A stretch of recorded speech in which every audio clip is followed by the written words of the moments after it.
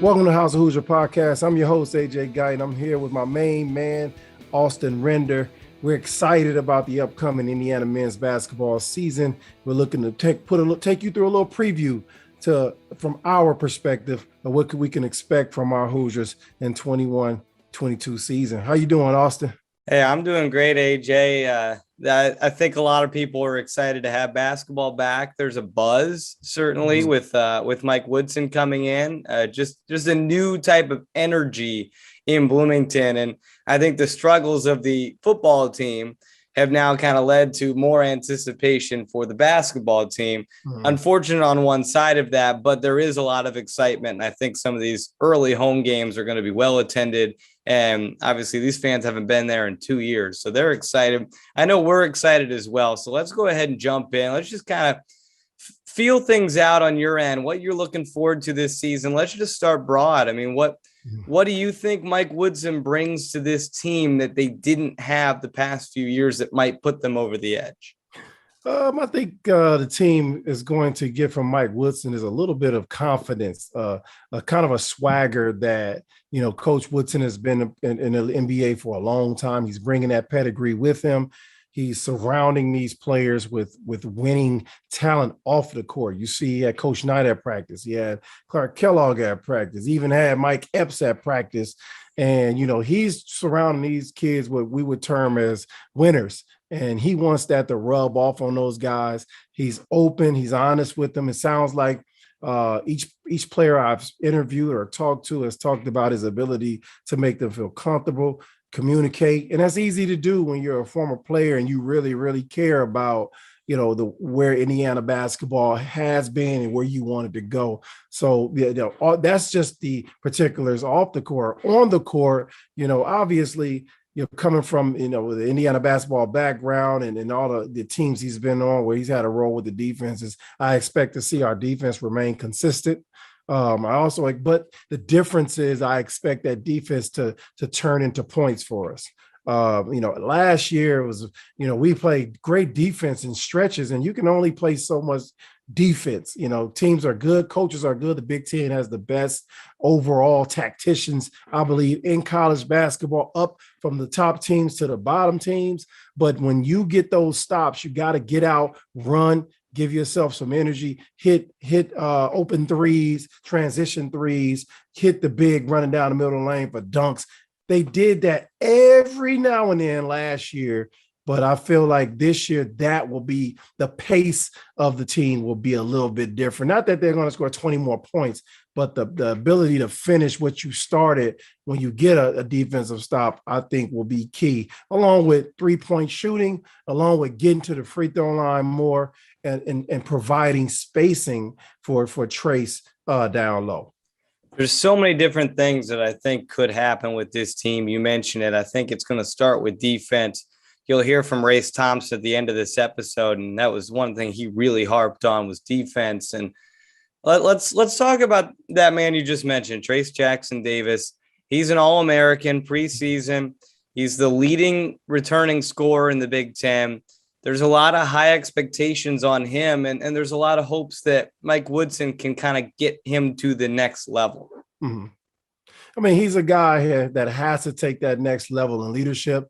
I mean, toyed around with the NBA a little bit, but I knew that he had unfinished business at Indiana. You have to be able to get to the tournament and make a run in that tournament in order to solidify yourself as one of the all-time greats and one of the best players to play. So what he has to do is understand is first score inside efficiently. Once he's being double teamed and teams are scheming against that, he's got to get those assist numbers up. Only had 39 assists last year. I want to get that number up to about 3 a game if he can, 2.5, 3 a game, to where he's finding people or he's getting that hockey assist by finding people outside, make the next pass. That's the first thing. I want him to use that left shoulder more.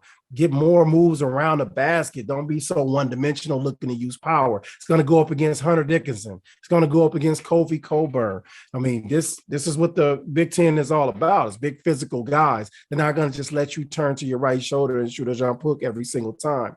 So if we can, at the end of the day, getting those stops, anchoring the defense, talking back there, keeping everybody on their toes defensively, getting out, running, finishing, but just being a leader from a standpoint of knowing, like in the Big Ten, when you're on a roll, you got to win those roll games to be a contender, and he has to make those plays, and he has to win those games for help his teams win those games on the road. So his leadership, his maturation, shooting the basketball, he gets to the line a lot.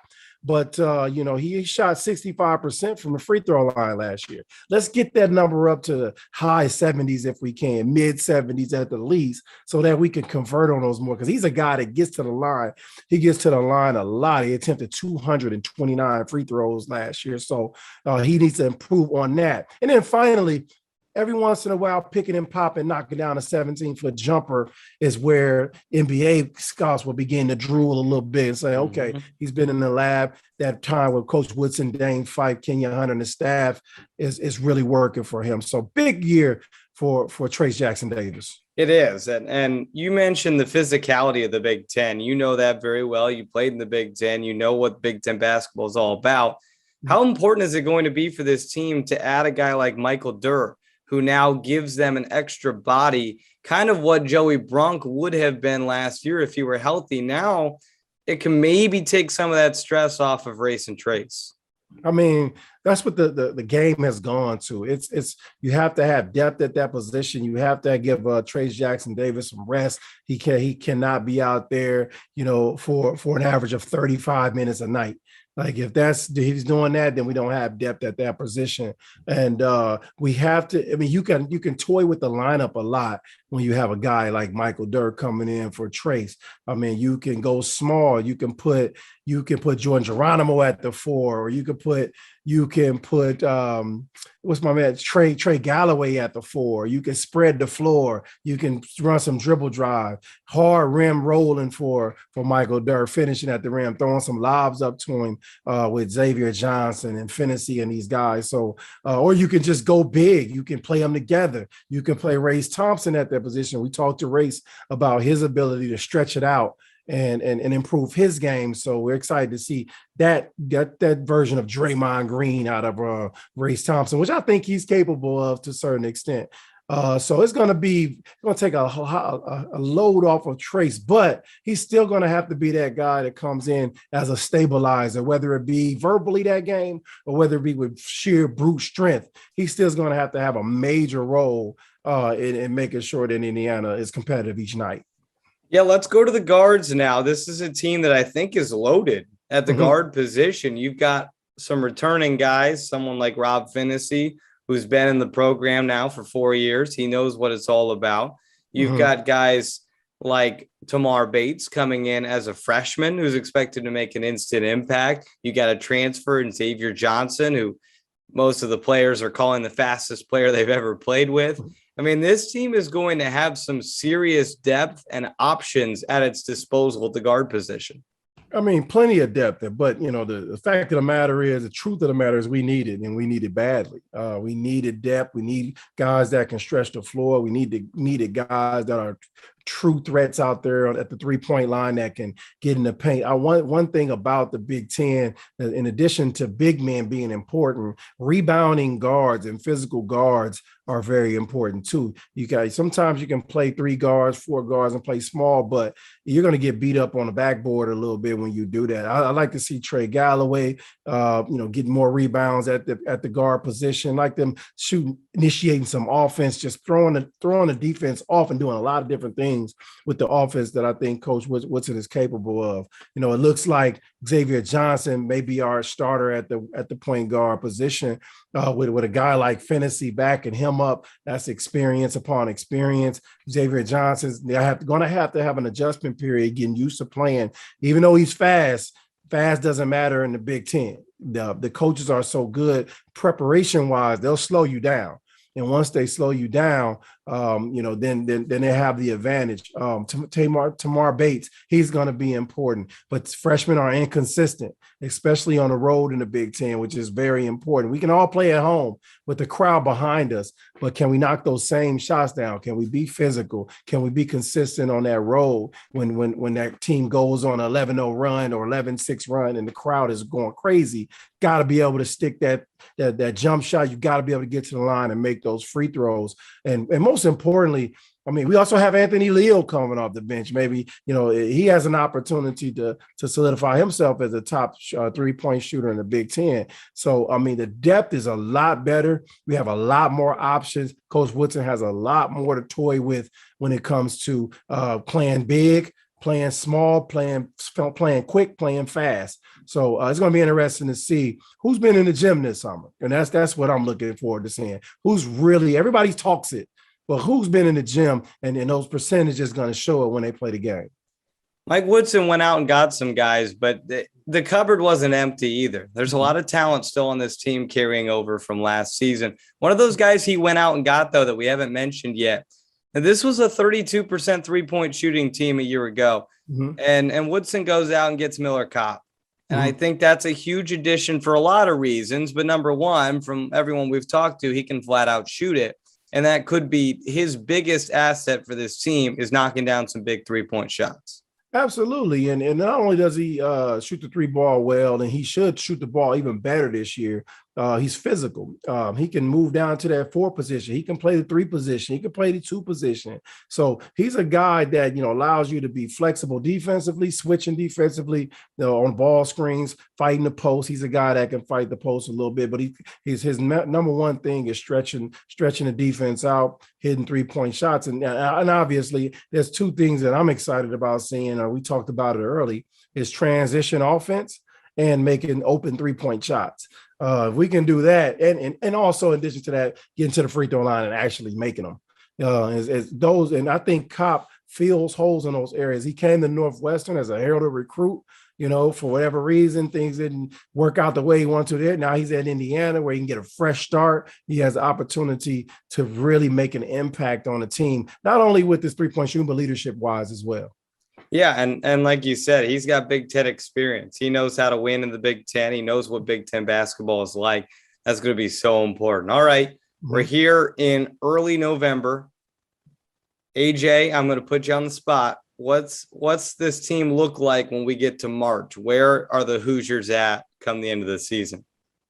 I think it's going to be a short adjustment period at the beginning of the year. I'm thinking we're not going to get out to the fast start that everybody thinks we are, even though our schedule is in our favor a little bit. I think we'll have some challenging games coming up early, and I expect that. I expect, this is not the Bahamas. I mean, these teams that they've been going to play against, I've been preparing for the last 2 or 3, 4 months, just like they have. So it's going to be that rotation is going to have to tighten up. Everybody's going to get an opportunity early, and that's what that kind of preseason is for. But we got to shorten that rotation up to 8, maybe 9 guys at some point, and I think that's when we begin to make a move and start to solidify how we play. And that's the most important thing for a new coach. What is our identity? Who are we going to be? We can all say we're going to play defense, we're going to run, but it's harder to do once that game gets started and the other team has on a Michigan jersey. Now we have to figure out, okay, how do I run against this guy? How do I play this tempo? So what is Indiana basketball's true identity going to be? Headed in the direction of a defensive-minded team that turns defense into offense, but the games have to be played so we can see. Well, they'll have one of those Michigan schools. It won't be Michigan, but it'll be Eastern Michigan. Next week, it is next Tuesday, November 9th. The Hoosiers will get their season underway. One of the big keys in the puzzle this year, one of the pieces in the puzzle, is Race Thompson, AJ. We had a chance to catch up with him, and we're about to send it to. Really good interview, and I know you're excited to see what he brings to the table this year.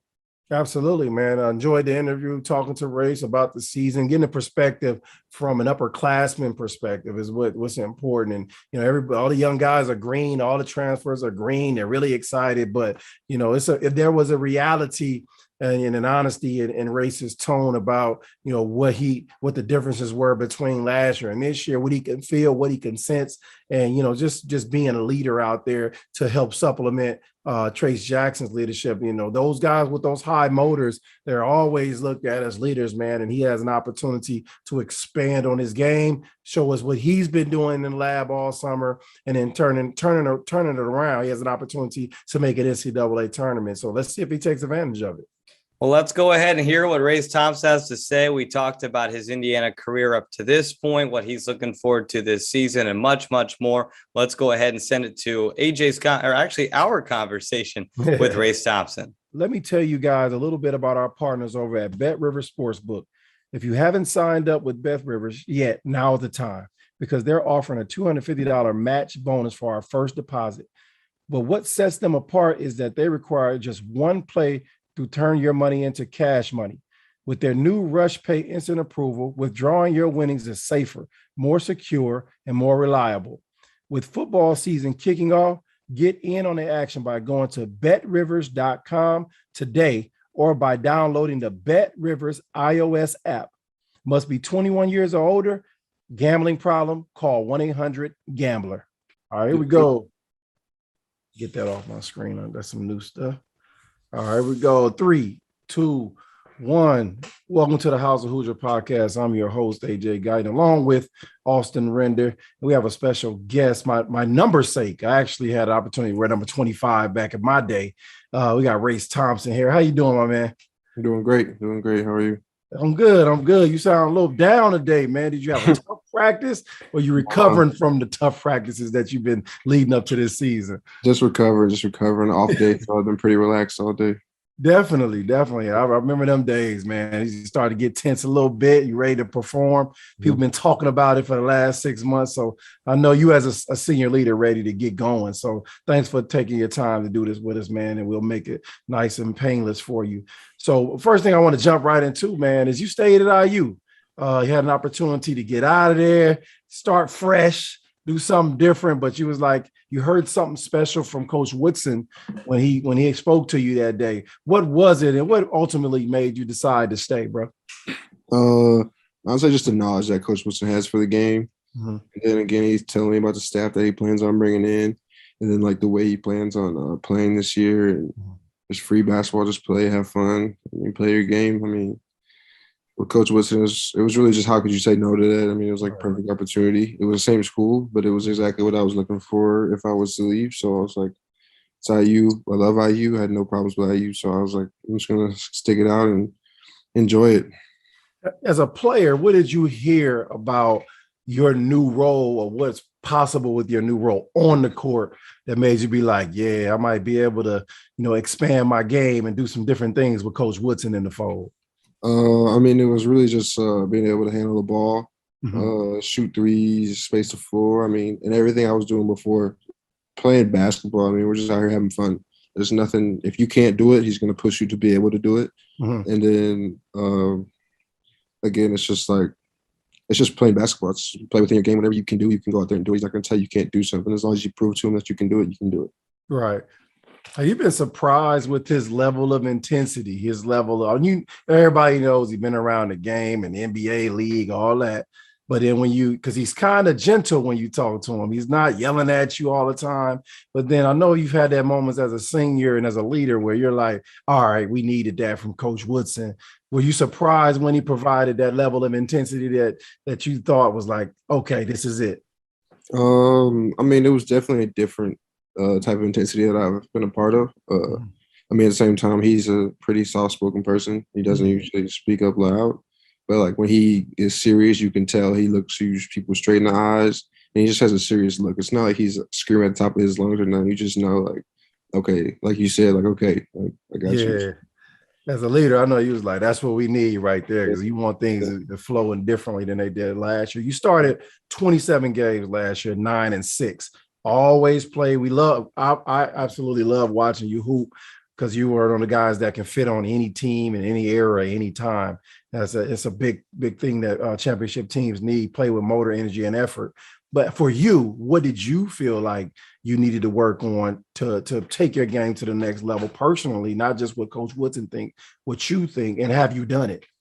I would say just shooting the ball with confidence. I think that I established myself in the paint as being able to score down low. I think being able to come out and space the floor a little bit better this year is something that I worked on a lot and I've been able to do. And then again, handling the ball even better again. I would say those are like the two main things: handling the ball and shooting the ball. I've worked on them a lot all off season and we've gotten a lot better at it. Race, how much of a difference did it make having a coach come in with that much of an NBA background? Does that kind of change the way you look at things, having a guy who knows exactly what it takes to get to the NBA? I mean, yeah, definitely. Someone who's been around. And it's not like he just touched the NBA either. Like he's been in the NBA. He knows what it's about. And then again, he brought in the staff that did the same thing. So, I mean, it's just that knowledge. Like I always tell people, I enjoy just listening to like their conversations. Like when they watch film, sometimes like a couple of weeks ago, I just stood there and listened to them watch film, and it was like no other film session I listened to before. It was just different. They're going back and forth, arguing. I'm like, oh, Coach, you was mad at him? He was like, no, man, we're just debating. You're right. Yeah, get it too. I mean, it's just like that knowledge. I mean, it's just fun to be around. I mean, like I always thought that I knew basketball pretty well, and I get around them, and I'm like, I got a lot to learn. So it feels like a very lighthearted group of coaches and a fun group of coaches to be around, almost just from their Twitter accounts and the banter that they have there. I mean, what's it been like around these guys the first couple of months? It's great. It's great. All the new coaches. I mean, Coach Hunter, he stuck around with us, and I mean, he fits right in. He was like that for us last year. He was lighthearted. He kept everybody together. I mean, all the coaches. I mean, it's just fun. Like we joke around, but everybody knows that when it's go time, it's go time. You gotta lock in, and if you're not locked in, they're the same people who joke around with you. They'll get on you about it. So I mean, it's just a good relationship overall, and it's something that we're able to build on every day and just get better and better. I'm looking at you and Trace and Rob to some extent as leaders of this team, man. Most experienced, tough, competitive. What are some of the things that you guys are focused on from your leadership perspective to help keep the team focused? Well, one of the main things Coach Woodson preaches on is like attention to detail. So like, if you're supposed to be on the right block, he doesn't want you like a step in front of the right block. He wants you on the right block. So I mean, like, it's like really locking people in and getting people focused for the most part. Because sometimes we'll have like a school session, will be an hour and a half, and we're just learning. And it's hard sometimes to just sit, like just walk around, jog through plays, and do things like that. So I'd say like focusing on getting people better and focusing, and then again, it's just leading by example at the same time. So doing all that. Are you working on the vocal part of it? I know for me, hindsight being 2020 as a player, I look back and I was, the things you want to do differently. I wish I was a lot more vocal than I was because I had it in my head. I just wasn't, comfortable just screaming it out. Is that something you want to get better at, or you just want to be the guy that leads by example? Personally, my first 2 years here, I didn't say much. I think last year I really grew into that mode of being able to talk a lot and being one of our best talkers on the team. I feel like I'm one of the best on the team at talking, of telling people where they need to be, of telling people good job, of just constantly talking throughout practice. I feel like I've gotten a lot better at that last year and then even this year. So I would say that's something that I actually take pride in. So I feel like I've done a good job of that. Absolutely, man. Keep getting better at that, man. And when you guys played in those exhibition games, man, and you got good run and a couple good games of run, what were some of the differences in this group that you saw right away as a returning player? The difference was just the pace that we played at. And I think, again, like when we played in the Bahamas, we surprised ourselves a little bit. I mean, we're in good shape. We've been running all summer, practicing. I mean, we're just going against each other. So, like, we don't get to, like, before we went to the Bahamas, I didn't even really get to play with Trace. Right. That much. I had to guard him every day. So, I mean, it was really just surprising. I mean, it was fun to go out there, and I think we surprised ourselves a little bit. And, I mean, we played fast. We played really good defense. We got a different defensive scheme this year, so that's a lot to learn. And then, I mean, yeah, I think that It really hits you. Awesome. Yeah, what about that Bahamas trip off the court kind of helped you guys? Because it's a new group. I know you guys have a couple of guys coming back as those senior leaders, but it's a lot of new faces, a whole new coaching staff. What was the experience of the Bahamas like just overall? It was great. It was great. I wish we could go back. I wish we could have spent the extra couple of days, honestly. I'm sure the weather was all right. Yeah, the weather was great. But I mean, like, we really got some time to bond, just like away from basketball. We went there and we had a business trip, obviously. But I mean, we got there a couple of days early. We got to go do some fun things, and really just joke around with each other, have fun, go do whatever we wanted to do. Pretty much. I mean, we had a curfew and all that, but we had the whole day, so it was fun. It was a lot of fun to just be able to just be away, and it was just us. So we had the opportunity to just really get to know each other even better. Who's a player that maybe the fans wouldn't think of that is easiest to let loose when they get the opportunity to do it on a trip like that? What do you mean by like let loose? Like, I guess like somebody who maybe fans might think of as like a quiet, timid guy, but when he's around you guys and he gets a Bahamas trip, he kind of lets loose a little bit. Race. Yeah, I would say me. I mean, I'm a pretty fun dude to be around, but who's the jokester of the group? You got Xavier, Tamar. He's pretty funny, but Tamar's outgoing. I think people know that. But right. Michael Durr, he seems like he's a quiet guy. I feel like, but he's a pretty funny dude. I mean, we're all kind of like that. I mean, we're all pretty keep to ourselves, just tight family knit people. But once you get to know people, you loosen up, and when you get away from everybody, you don't know anybody. Nobody really knows you except for the fans that were there. I mean, it was just a lot of fun. Everybody's like that, honestly. Good. I want to talk about the four of the newcomers to the squad real quick, just four of them. And when I say their names, man, I want you to give me a quick give the fans and myself a quick snapshot of what you think they'll bring to the team. We'll start with Miller Kopp. Hard playing, can shoot the ball crazy. And then, I mean, again, he's a good talker, good leader. So he'll bring a lot to our team this year. Tamar Bates. I don't know how you want me to say it, but you know what I mean. T Bates. Or Scoop. We call him Scoop. Scoop. That's better. That's better. Tamar, true freshman, confident, can make plays on and off the ball, plays hard on defense, great finisher on the rim, and can even shoot the ball, great at mid-range, good three-point shooter. Has it surprised you to see how quickly he's kind of morphed into the college game as a true freshman? Definitely. He's definitely a hooper. He's a confident kid, one of the most confident people I've been around. So it's fun to play with him and see him learn and get better every single day. So he's definitely one of the people I think he'll be a big surprise for the fans this year. Parker Stewart. Good defender. I think that surprises a lot of people. He can play defense real good. And then again, he can shoot the crap out the ball. It doesn't matter if it's a hand in his face or not. It's going in. And then again, he's a hooper. He can play at a high level. And finally, man, one I'm more interested in is Xavier Johnson, man, because they're telling me he might be the fastest player that some of y'all ever played with, man. Is this true? And what can we learn about him from you? Definitely the fastest player I ever played with. It's like a lightning bolt when he starts going. Come off a ball screen, next thing you know, he's shooting a layup. So, I mean, he definitely surprised me with that speed. But, again, he can shoot the ball, create off ball screens, and he's just overall a good player. I mean, he's fun to play with. It's easy to play with him. He always finds open guy. And just a good player. Okay. So we go to the coaching staff, man, that Coach Woodson brought in, predominantly new, man. And what has this coaching staff, and you kind of talked about it a little bit, but I want you to elaborate on it a little bit, that was a lot different from, Archie Miller was a heck of a coach, great defensive coach and things like that. Just a great coach overall he was and is. What is this coaching staff, what is their main points for this particular team for you guys to make it to that national championship level? I mean, again, it's just play together. Can't win anything on your own. I mean, obviously Trace is our centerpiece and everybody knows that he's a great player, but we need everybody. And that's the main thing that goes from the top to the bottom to the walk-ons, everybody. We need everybody. And I mean, I just say that we just need to lock in defensively. And then once we get done playing defense, we can go have fun on offense because that's the easy part. So as long as we can play good defense, we'll be in any game and we can make plays to win games.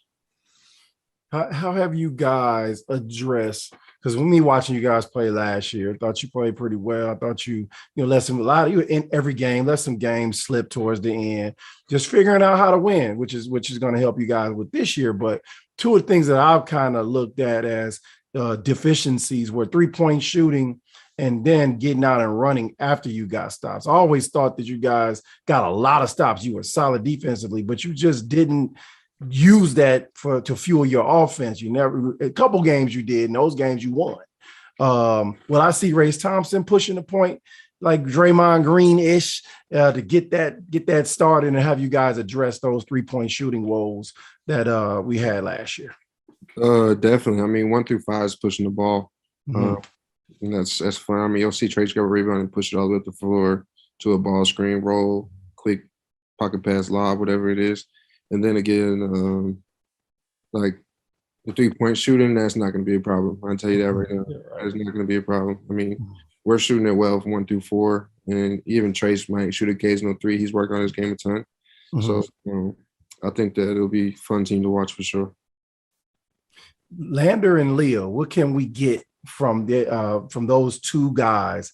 I think they're going to be important in the run that you guys are going to make. Everybody's going to have their moments. Everybody's going to have their time. But when you get in the Big Ten, you get on the road, you need those guys on the bench to come off and knock those open shots down, man. Are you seeing the improvement from both of those guys? Definitely. You see a confidence boost in them. Mm-hmm. Anthony Leo's in the gym every single day shooting shots, and it's paying off. He's hitting shots in practice. He's hitting shots in scrimmages. He's hitting shots, whatever it is. He's hitting them, game-like shots, everything. So I think Anthony will come in and he'll definitely hit some threes for us this year, probably more than a few threes. And then Christian Landers going against Robin and Xavier every day is definitely tough, and he's getting better every single day with it. He's definitely gotten stronger and more confident in his shot. And then he's also a really good passer. Mm-hmm. So I think that he'll be able to help us a lot this year. Mm-hmm. Last year with – oh, go ahead. No, you had a follow-up? Nope. All right. Last year with the injury to Joey Brunk, you and Trace had to play a lot of minutes. How much does having Michael Durr as kind of another body to come off the bench and kind of – I know you guys want to be out there all the time, but how does that help you and Trace kind of stay fresh for the end of games? It's definitely a plus. Michael Durr is really good, skilled big man, can even space the floor a little bit with his shot. It definitely helps a lot. I mean, not that it takes pressure off us, definitely. I mean, we're definitely going to be a little more fresh with him playing. And even Geronimo's coming in playing the 4. He's gotten a lot better. He's gotten a lot better for us. So, I mean, it's definitely fun to watch them grow and get better every single day. And then again, even in practice, it helps because I don't have to guard Trace every day. Trace doesn't have to guard me. So, I mean, we're getting different looks. We're getting different matchups. And I think that with them being as good as they are, it's just helping everybody get better and better and better every single day. As a leader, which newcomers have you kind of taken under your wing and teach them the IU ways? I would say like Tamar. Mm-hmm. I mean, I feel like this team is so tightly knit. This is a fun time to be around. I think it's just everybody. It's just one big family. It's definitely like a little bit of a different atmosphere the way. And I think it's really just everybody. Right. Everybody who's new, me, Trace, Rob, even the guys who were here last year or 2 years, whatever.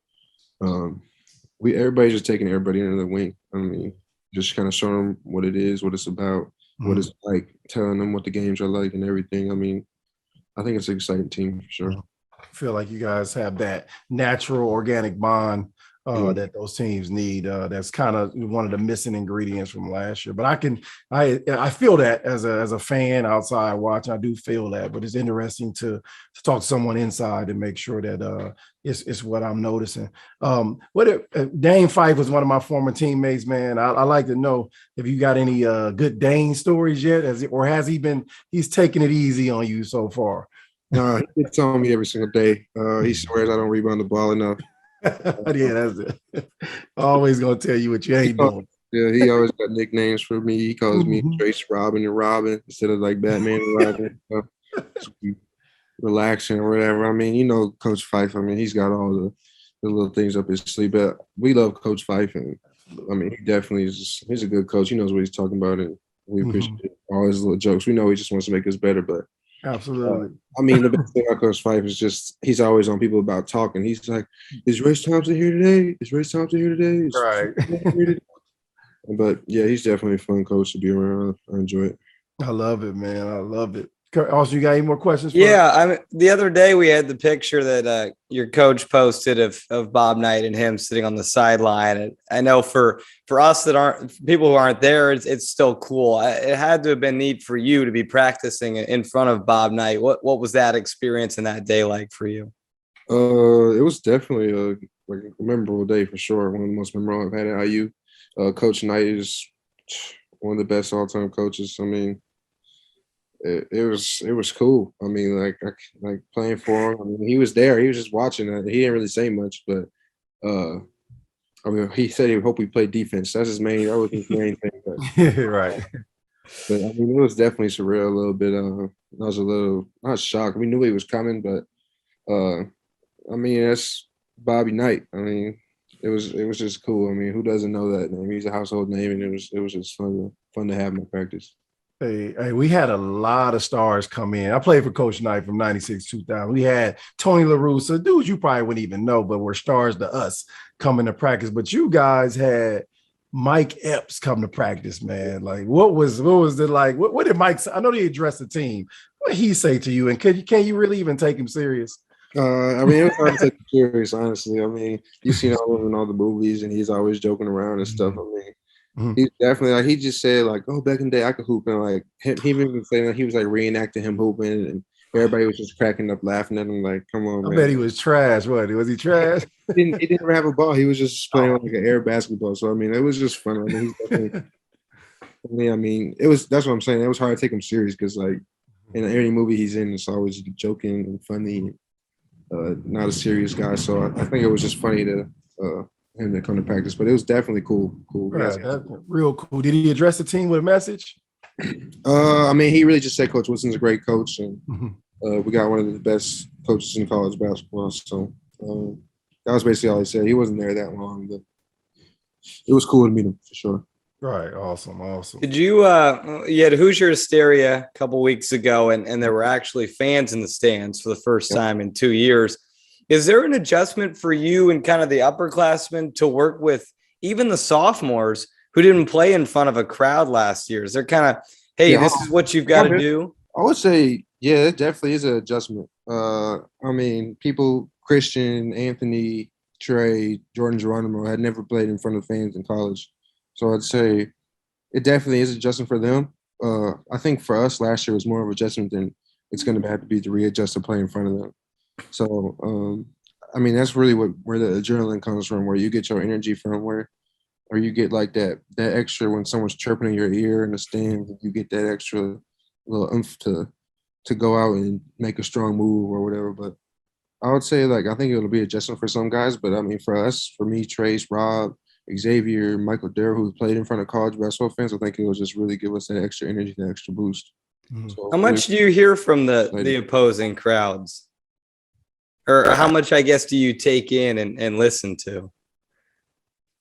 I mean, you just hear it. I mean, it doesn't bother me or nothing, but it's definitely something that you hear. It's not like constant all the time. Usually it's like, Race Thompson, or they just yell. Honestly, sometimes they're just yelling your name to get your attention when you're sitting on the bench or something. Right. I mean, AJ, were you a trash talker?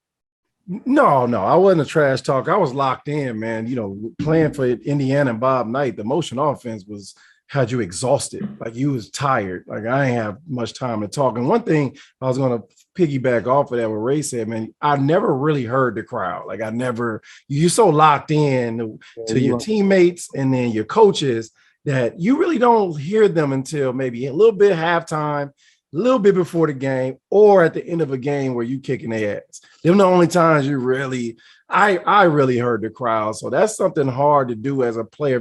If you're focused, you can hear the crowd that you're not locked in. And I think Race, watching him play, I don't think he heard the crowd very often. I think he was locked in. I mean, it's just like some places like this student session will be right behind your bench. Like, right.